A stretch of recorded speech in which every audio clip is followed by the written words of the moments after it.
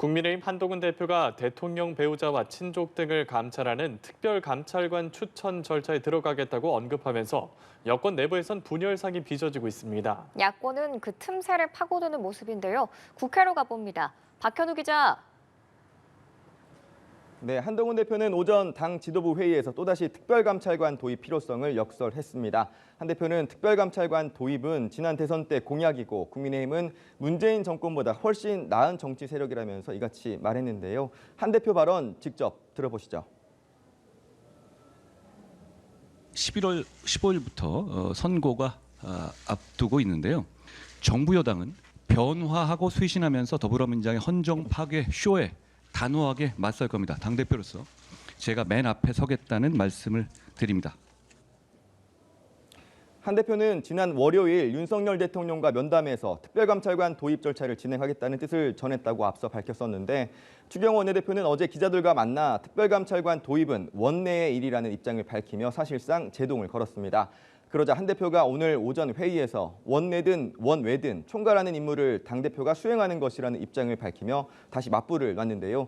친한계 의원들도 국민의힘 의원들이 모인 SNS 단체 대화방에 특별감찰관 도입을 주장하며 사실상 추 원내대표에 대한 저격글을 올리는 등 한 대표에게 힘을 싣고 있습니다.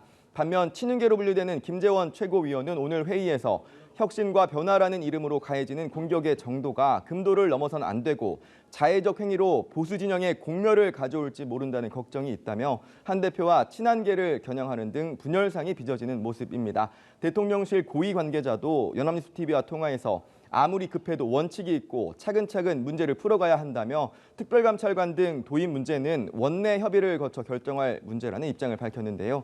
그러면서 한 대표를 향해서는 집권 여당의 대표라는 정체성을 가질 필요가 있다고 지적했습니다. 이처럼 여권 내부 분열상이 빚어지자 민주당은 그 틈새를 활용하는 모양새입니다. 박찬대 원내대표는 오전 회의에서 국민의 일관된 요구는 특검을 받으라는 것이라고 목소리를 높였는데요. 박 원내대표의 발언도 직접 들어보시죠. 김건희 여사를 둘러싼 수많은 의혹을 해소해야 한다는 국민의 명령을 대놓고 무시하겠다. 앞으로도 김건희 방탄의 폭주를 계속하겠다는 뜻 아닙니까? 이런 가운데 국회에서는 21대 국회 첫 국정감사가 막바지를 향해 가고 있죠. 국감 상황도 전해주시죠.